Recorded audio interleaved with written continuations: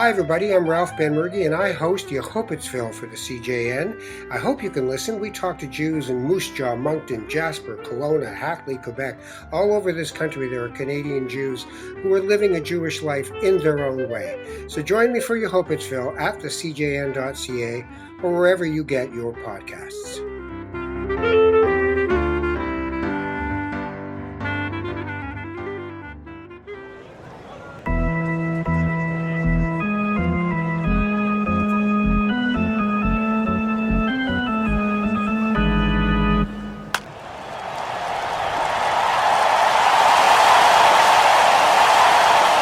Hey everybody, welcome back to the Menschwarmers, your bi-weekly look at the world of Jews and sports. Gabe, how you doing? I'm very good, James. How about yourself? I'm good. Getting ready for the summer of 2021, two-dose summer. Congratulations to you as well for getting your second vaccine. That's true. Both of us are fully uploaded to the 5G network. Yeah, that's right. If only I could find a way to get my infant son to do the same. Let me tell you, the little boy's having trouble going to sleep. But, he'll be awake and he'll be happy and he'll start sleeping soon, I'm sure. Have you ever tried just talking to him? Because I find that usually puts me to sleep. No, well, playing this podcast can really knock him right out. The Olympics are coming up, and that's something we're going to talk about a lot today. But before we get to that, there was a big hiring in college basketball. Mike Krzyzewski, sort of legendary coach at Duke University.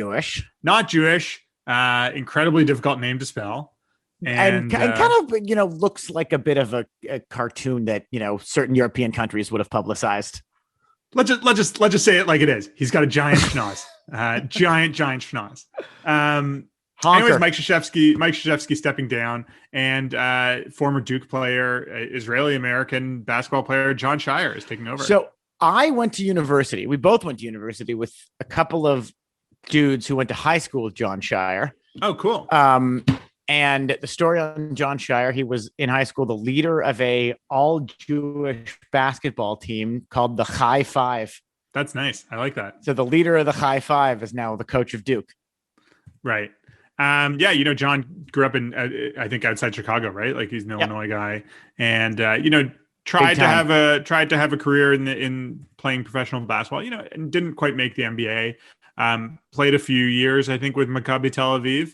And was, not bad there, but, hung it up eventually. He's a young guy. I think he's 34 or 35. So, he'll be coaching for a long time. Hopefully. Absolutely. I mean, he might be for the next 25 years but he's Jewish. I know Bruce Pearl, who is very proudly Jewish.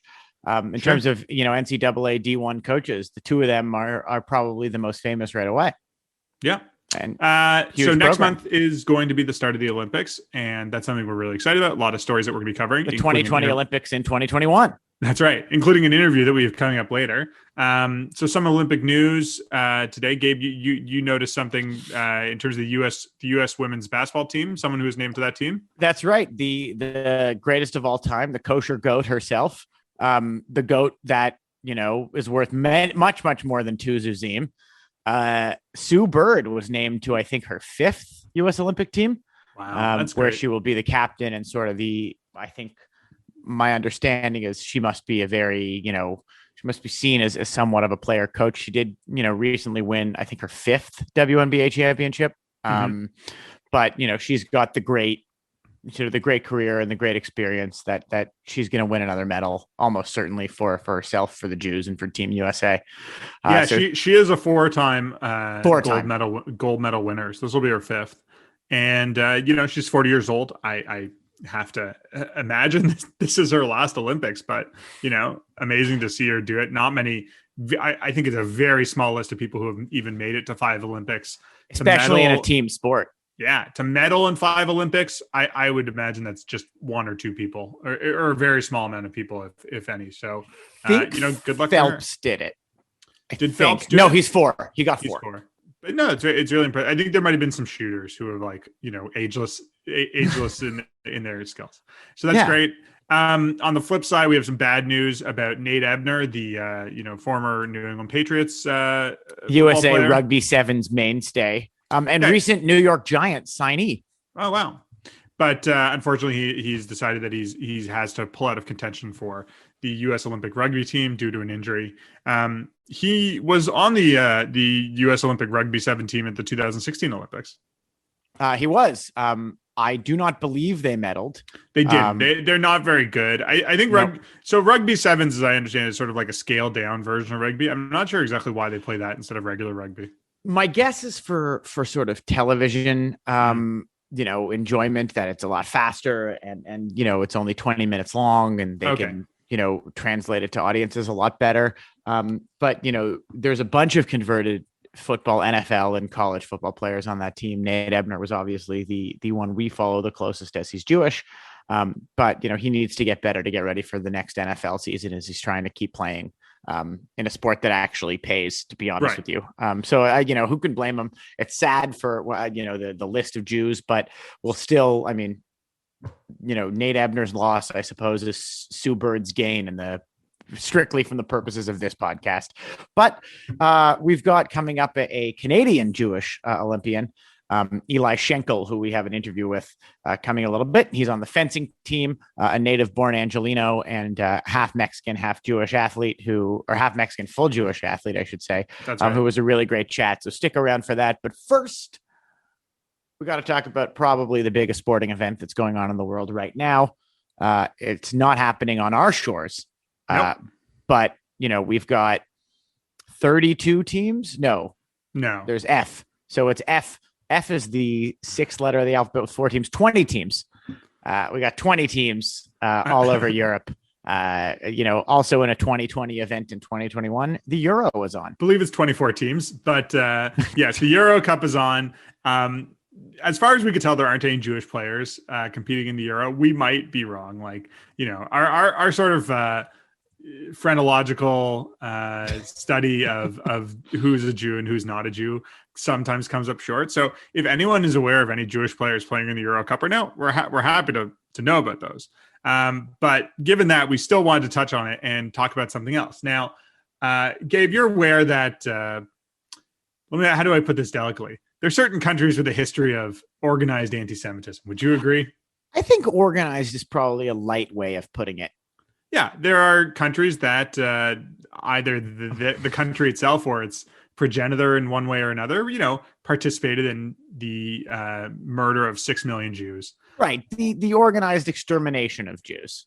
And I think that you've probably observed in the Jewish community, among at least certain Jews, a preference to not do business or have anything to do with those countries. I'm talking here, for example, of certain Jews who would never drive a BMW. Would never drive a Mercedes Benz.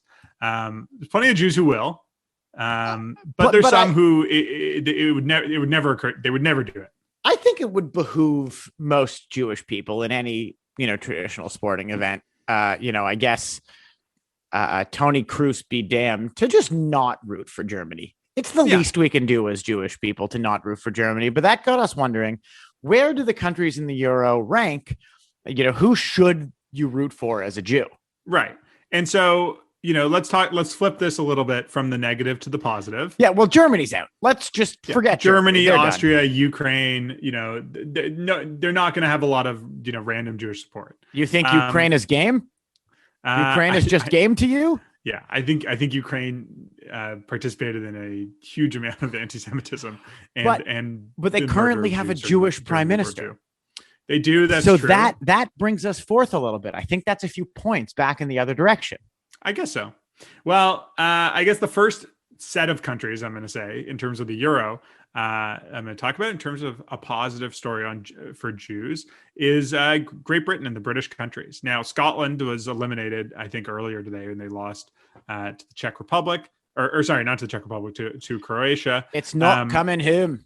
It's not coming home to Scotland, but there's 2 other members of the United Kingdom, England and Wales, that continue to be part of the Euro Cup.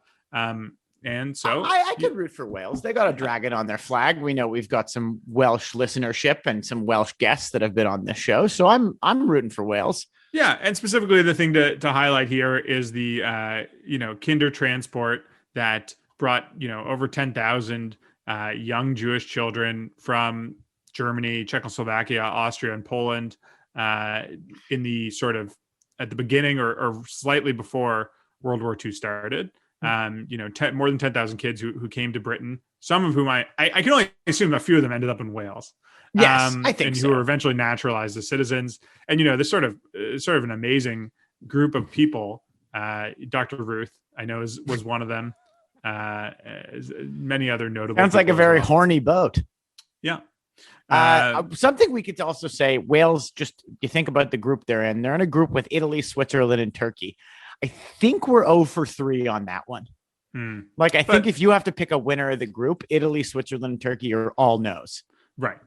But Wales, I think, is, not, at least it was part of that. At least we can give them that.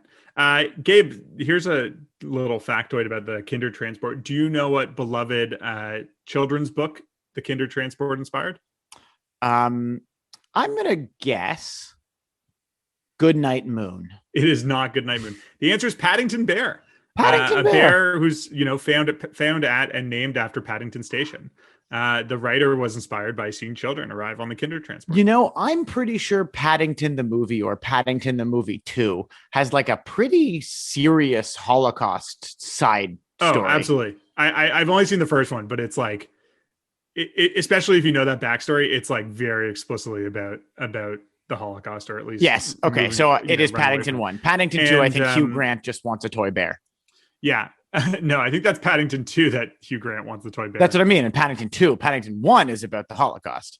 Right. And also in that movie, he's not played by a Jew, but Jim Broadbent plays an older man who was a member of the Kindertransport. That's the story I'm thinking of. Yes, exactly. So who else do we have in group B? We've got Belgium, Denmark, Finland, and Russia. I know we've got some Scandinavian friendliness. And Russia, I think, at the time, historically, they have not been big fans of the Jews. Yeah, certainly a lot of, centuries of anti-Semitism in Russia, both, before and after and during the communist regime. But Denmark, I think, is the team to highlight because, Denmark, there's the famous, I think, apocryphal story of King Christian wearing the yellow star on his sleeve, which I don't think is true, but there was a really determined effort to save the Jews of Denmark. And that should go along with, I think, with Sweden, who's also in the tournament, that, there weren't a huge number of Jews in Denmark at the time, but I think of the around 8,000 Jews, basically every one of them was saved by being surreptitiously deposited in Sweden. Absolutely. And, I think, there is no, I don't know if there's a Raoul Wallenberg, sort of a contemporary Raoul Wallenberg in a soccer context, but I think Jews can comfortably cheer for Sweden because of that.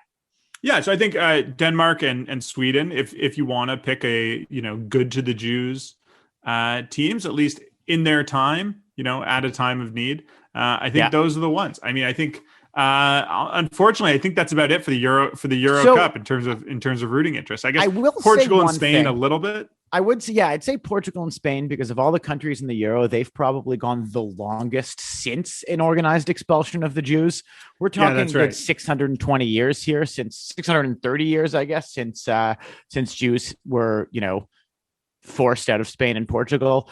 So we've got a while to go. I think that's, pretty much longer than I would say every single other country on that list that was in the Euro.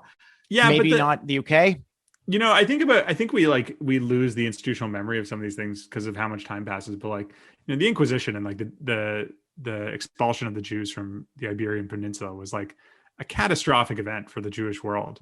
Absolutely, certainly for the people who live there. But just going from being a center of Jewish thought to essentially a further diaspora by the expulsion of the Jews. I think for that reason, even though there were some instances of Jews who were saved in World War II by fleeing to Spain and Portugal, who accepted refugees to a certain degree, and obviously that's a great thing that did happen for those people. I think the Inquisition and the expulsion of the Jews sort of removes them as a specifically as a Jewish rooting interest. Yes, it was just a long time ago, and I personally have a soft spot for Maimonides. I think we've previously named him in an earlier episode the greatest doctor of all time.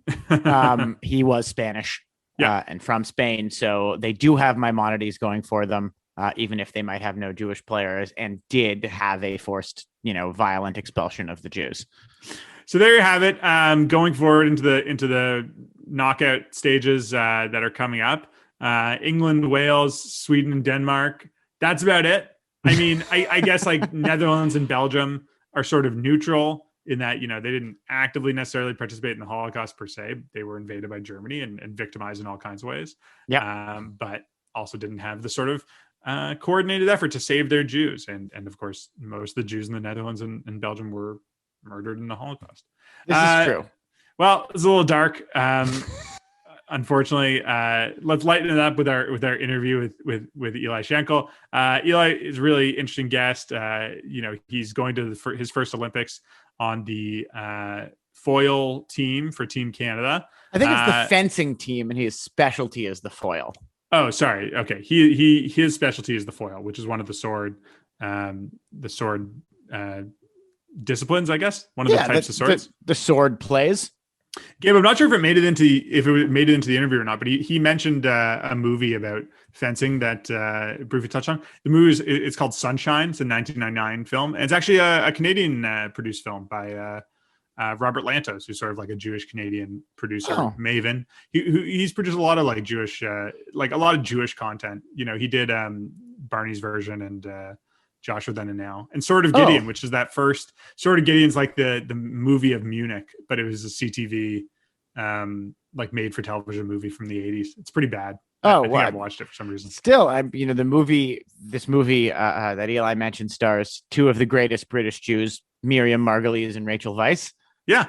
Very young Rachel Weisz. And Gabe, as you prefer, it does include many shots of Ray Fiennes like dramatically removing his fencing helmet. Oh, that's fantastic. Love that. That's a topic we touch on at the interview, as well as what the Olympics planning on being like, what Eli is most looking forward to. And we even get into the Montreal bagel debate. That's right. So please enjoy our chat with Eli Schenkel.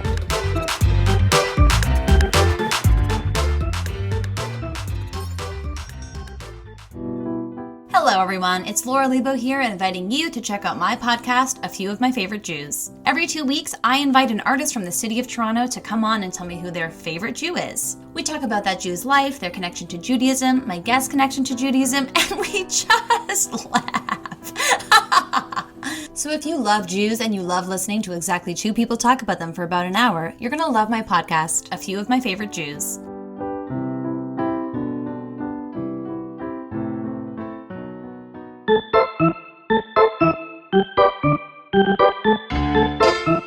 Well, we're very glad to be joined today by Eli Schenkel. Hi, Eli. How's it going? Hi, it's going great. Yourself? Eli, can you tell us, our listeners, a little bit about yourself and why are you on our podcast today? I am on the Canadian national fencing team, and for the first time, I believe in about 30-something years, we've qualified an Olympic foil team. Yeah, I'm one of two Jewish Olympians on the fencing team. Oh, wow. I thought you meant the whole country, but I wasn't surprised, but cool. Just before we get into your background, how does a fencing team qualify for the Olympics? Okay, that's interesting question. So it's not like in, I think, a lot of other sports where you just kind of need to just kind of like, oh yay, like we have a team, let's send someone. It's there's an entire season like the entire like penultimate season right before the Olympics. You're basically trying to place as a team in certain rankings. Our qualification is kind of weird because the US right now is actually the best fencing team in the world in our weapon.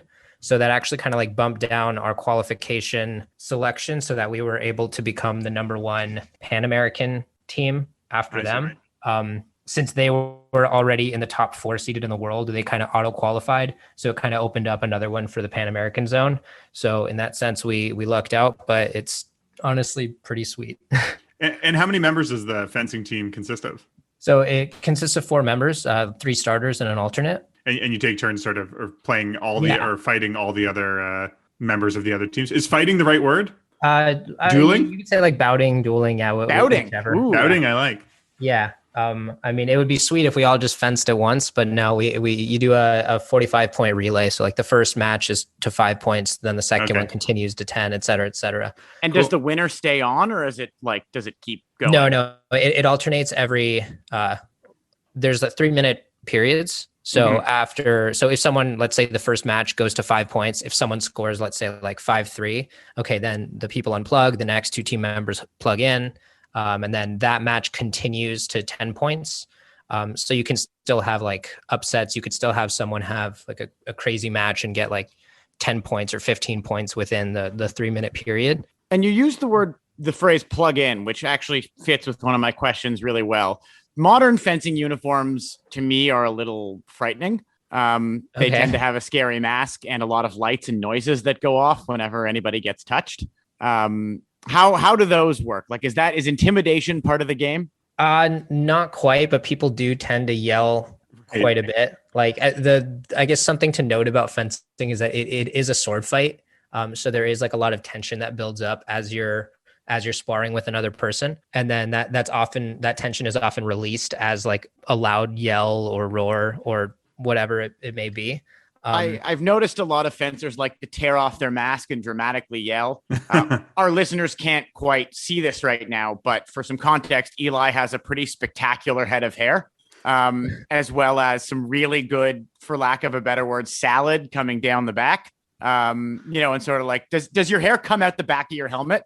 Right now it does. That is so fucking cool. Thank you. Honestly, like if I go like Eli Classic, it's actually just kind of like a full-on Jufro that I've had. Like, oh my! Honestly, I've been going like trying to go kind of Samson mode, and just I haven't cut it since, I don't know. I think like very early in COVID, because basically the year. So when COVID started, it was declared a pandemic as we were at our final qualification tournament. Okay. And where were you in the world? This was in Anaheim in California. So I was actually kind of like back home visiting parents. And then it was declared a pandemic. And basically the whole year prior, I had told myself like I wouldn't cut my hair because it had always been like kind of like a silly dream of mine as a kid to be like just a fencer with a fro at the Olympics. I just thought that'd be kind of funny. That's great. I just don't think people generally think of fencers as having those types of hairstyles, especially not like a roaring Jufro. Right. So, yeah, that's good. You got ahead of the curve on all of us, at least in Ontario, not being able to get our hair cut for the last 4 months or so. Yeah, it's just all part of the plan. I anticipated the pandemic. So, we've gone back last year. Let's talk a little bit about your upbringing, how you got into fencing, your Judaism, maybe a little bit, if that's okay. So you're Eli Schenkel. Who are you? Where are you from? What's your story? Okay. So Eli Schenkel, AKA, at least as back on the previous team before this Olympic one, I was Chief Juif, as like Chief the Juif. Montrealers would call me. Yeah. Wow, Chief Juif is good. Yeah. Born and raised in LA, actually, but my dad is from Toronto, so I had dual citizenship for like most of my life. When I was in university, my Canadian passport expired, and I was like, "Hey, I might as well fence for the motherland." So I joined Team Canada and made the national team pretty quickly, and have been fencing for Canada ever since. And moved to Vancouver to start a club 2 or 3 years ago now. So I finally become like a real Canadian. And it moving to Vancouver is the mark of a real Canadian. I guess so. More so if and when you eventually wind up in Toronto. Yeah, that too. But the thing is, I almost moved there. I was like in talks with a club of moving there, but they kind of fell through. Like, it was kind of weird because it was actually like at a competition. I was like talking with people like, oh, I might move to Toronto. Like, I went to go do an interview, and they were like, oh, they just told me they just hired a new coach. And I was like, oh, well, that's rude, but okay. Yeah, there you go. So Eli, you talked, about competing internationally. We know you've been to the Pan Am Games representing Canada. Does it feel different to be a member of an Olympic team coming up? Is the Olympics a different thing? Yeah, I'd say it's a different beast, especially the COVID Olympics, just because fencing it's the type of sport where, at least as a Canadian or even as an American, you can't, like, it's really tough to, I guess, consider yourself a pro athlete when obviously, like, there's not a lot of media coverage of it or anything. You can, like, I'm probably one of the relatively few like sponsored athletes that I know, but it's not really it's the type of thing that most people are doing kind of out of passion. It's not like, oh, you know what, I'm gonna be on the cover of Sports Illustrated or whatever. So so I know that like Not preparing yet. for these games, yeah, not yet. But I know being in these games, it's weird because I've actually been living kind of that pro athlete life for the past, if not for the past year, for the past couple months, because they actually, the Canadian team wanted everybody to train together. So while I'm normally kind of out on my own and on the West Coast, they brought everybody together in Montreal, and I've just been training with the squad. Where in Montreal are you staying? Are you living? I'm on Rue Saint Denis, I want to say. Or Okay. Denis. Yeah. So it's supposed to be pretty poppin' place. And now that it seems like everybody is basically considering that COVID's canceled. So things are getting kind of cool. But basically up until I would say the past week or so, we've been, like, my roommate and I, who's also part of the team, we've just basically been like staying indoors, like focusing on training and our other projects. Just as like an extra precaution, because I mean, honestly, it would kind of suck for like at this point to get COVID now. 20 years of work to just be like, oh, well, you know what? I really want to, I don't know, grab a drink or something. Of course. And what, if you don't mind us asking, what have they told you about when you go to the Olympics? Like, are you expected to be vaccinated? Are you expected to be? So I'm already double vaccinated. They were able to get some like athlete priority, despite them initially saying they wouldn't. So that's been honestly like super reassuring. Yeah, especially like going on Reddit and still seeing that it is like very much still an issue with people dying, and just it's still a pandemic. Yeah.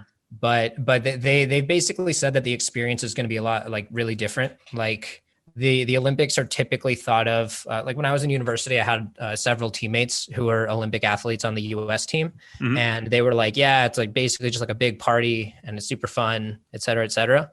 But this year it's supposed to be like you're kind of confined to your bubble with your squad essentially.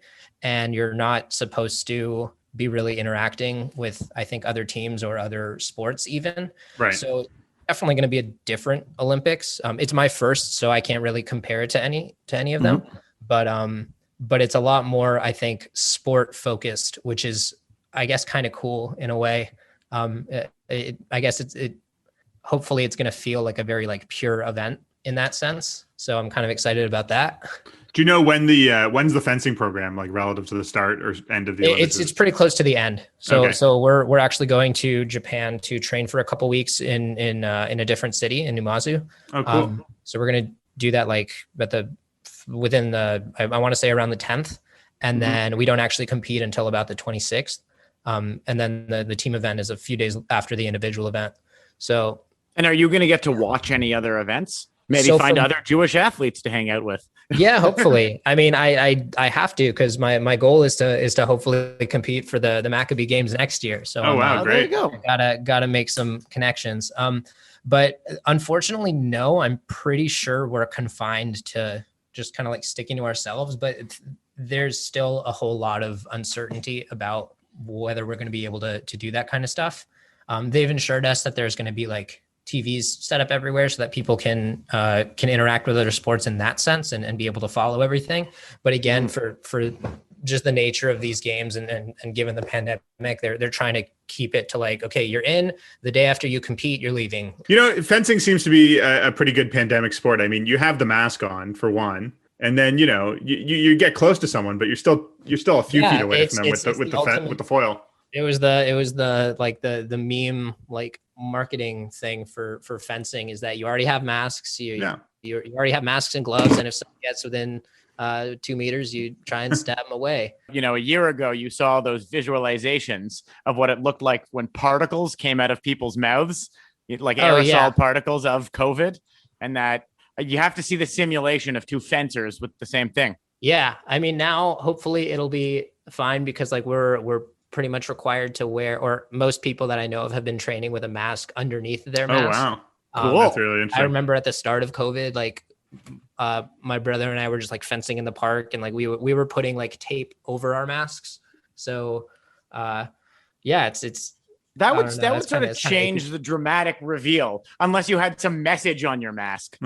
I mean, I'm not one for tearing it off, just because like I know my mask, like I actually keep it pretty like snugly fit, but Honestly, I never know how people, just the different brands of masks, I guess, that they just like tear it off. And they look super dramatic. And then I'm always turn like, to the "Man, how you guys-" camera and yell. Yeah. I always wonder, like, how are you guys doing this? Like, tell us a little bit about like what drew you to fencing in the first place, like how you got into it when you were younger. oh, I mean, I was like every young fencer that had just finished doing like karate and had like quit all the other sports, been like, you know what, for some reason, team sports aren't really for me. And I remember my mom was like having a conversation with my brother and I while we were walking through this the shopping mall, and she was like, okay, you guys are getting fat and you need to do an extracurricular or else you're not going to go to college and then your life is going to be over. And we happened to be passing by a fencing club that was in the mall as she was having this conversation. So the club wasn't even like in operation at that time. Like it was their day off. So we just saw this weird empty glass room with these wires hanging on the ceilings and these metal floor things. And we were like, I wonder what that is. We saw like a brochure that was in the front for fencing. And we were like, wow, I didn't even know that was a thing. But like, we like Star Wars, we like sword fighting. So yeah, let's give it a shot. And stuck with it ever since. But back when we started, it wasn't like today.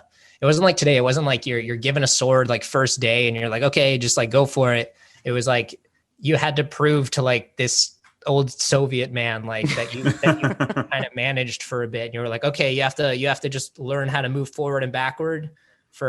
It was like when you're doing a video game tutorial and they have you just like learn the movement before you can do anything else. You're like, no, I want to shoot somebody. And you're like, no, trust me, it's going to be more fun if you actually know what you're doing. And then I'm thinking of the great sushi chefs that are only allowed to like touch an egg for the first 2 years. Yeah. Like that, like Jiro dreams of sushi type. Exactly. Stuff. That's right. The goal. Yeah. Eli dreams of fencing. Eli does dream of fencing. That is very well put. How Jewish is fencing? So fencing is surprisingly Jewish, I would say. Like I assume that the Soviet coach you had was Jewish, probably. Yeah. So actually a lot like American fencing, as I mentioned, is like among the best in the world right now. Like back in, I would say back in like the 70s or whatever, it'd be kind of like unheard of. But now, like literally, they're literally the best in the world, at least in foil. And a lot of people are like, a lot of Americans are doing well in a bunch of different disciplines. And that is because there was kind of this exodus of Soviet Jews that were like fencers that became coaches in the States. Like once the Soviet Empire fell, a lot of these coaches from Kiev moved to LA and New York and created these kind of meccas for fencing on like the West and East Coast. And then, so like I grew up in LA and then I moved to New York to actually study with one of these like gurus, you could say. And basically he created most of I want to say it was like the 2004 Olympic team. Wow. And then each of those athletes ended up opening their own clubs, which then led to a lot of the generation that I currently compete with, who now in turn are making their own clubs. So you could definitely say that that Jewish fencing in the US is a big thing. But also I think just historically, like if you ever check out like on Wikipedia, they actually there's been quite a few like very successful like Jewish athletes just like historically in fencing. They even had it in, there was this movie, I can't remember what it was called, like something like Sonnenschein, like about like it was like a movie that like chronicled this like family history of like these European Jews that created like a soda recipe or whatever, and they were fencers, and I'm pretty sure it was based on a true story of like obviously like Nazis like ruined all of their shit, and then we gotta check that out. That's really cool how like one or two guys can like totally change the course of like a sport in a country, like have this coaching tree and develop all this talent. Yeah, it's wild. Like I remember bringing my my coach when I was younger. I remember we brought him to like him and a coach that's still in Russia now that would like come for like a summer camp to train us, and we brought them to like their first, I believe it was like Yom Kippur service, and they were just like, oh yeah, like we're Jewish, yeah, sure, we'll do that. We were never raised with this kind of stuff, but yeah, like we'll give it a shot. And it was like, yeah, just the more you know.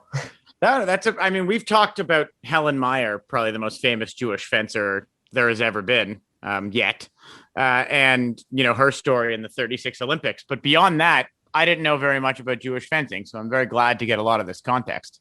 Honestly, I think it's the type of sport that lends itself very well to like the Jewish mind, just because there's I'm pretty like well known, at least with my teammates, for like always kind of trying to like dissect the rule book. Like I'm one of the few people who's like, you know what, the rule book is actually very good. It's got a very balanced game going on.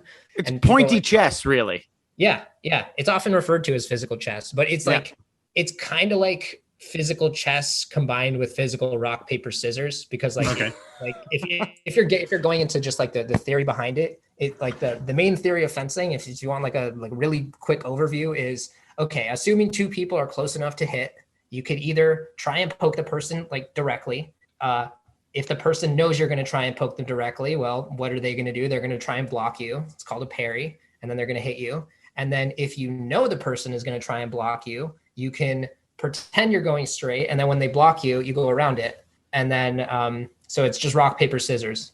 And then you just throw in like really rapid movement, and the idea that you can add like a fake to any of those options, and then you get fencing. And as I guess as a follower of the fencing rule book, you've got a lot of your own Mishnah about that. Yeah. I've got like 2 apps in the works that are like aiming to basically expand that knowledge and just share it with people. Because I think that's amazing. You're the Rabbi Akiva of fencing. Oh, that's the goal. One day. So Eli, before we let you go, there's something I wanted to bring up. I saw on your Instagram recently, you came down on one side of a very divisive debate between Fairmont and St. Viateur Bagels, and you declared yourself Team Fairmont. Oh, good. Oh, thank God. So okay, it's the right pick. It's the correct pick. Yeah, by the way, Fairmont. From the limited experience of going to both of them once and just being like, all right, first try is going to be the like kind of the deciding factor. They were just tastier. They honestly remind me a little bit more of like LA style bagels, whereas and kind of New York bagels, like a bit softer. But Saint Viateur does have the advantage of actually preparing a sandwich for you. They have the cafe. That's true. Yeah, they have the cafe. So like, but I don't know. There's something like cute about like, I don't know, and kind of just like seems like kind of right about like, no, you know what? Like, screw it, go make your own bagels. Like, we already did the hard part. Like, in my mind, there's one thing that's great about the New York bagel over every other bagel is that if you wanted to get just salt, you can get just salt. This is true. The salt bagel is hard to find in other places. Fairmont was always the go-to for like me. Gabe and I were both at McGill for university, and like walking home drunk from a certain part of town, like you could make Fairmont beep on your route home, and just like picking up a half dozen bagels to eat on your way home was a great university move. A very life-saving move. Yeah, it was fantastic. And they would sell you like a thing of cream cheese, and you could just rip and dip your way out of it. Yeah. My roommate and I did that on our first go because we were like, oh, we can't actually just get like the like lox and schmear and stuff. All right, I guess we're dunking it. Anyways, Eli, we really wish you all the best of luck. I'm sure all our listeners will be following along with your journey at the Olympics, and we'll check in. We'll keep tabs on you, and let everyone know how you're doing and how the Team Canada foil fencing team is doing. Okay, well, thank you guys so much for having me on the podcast.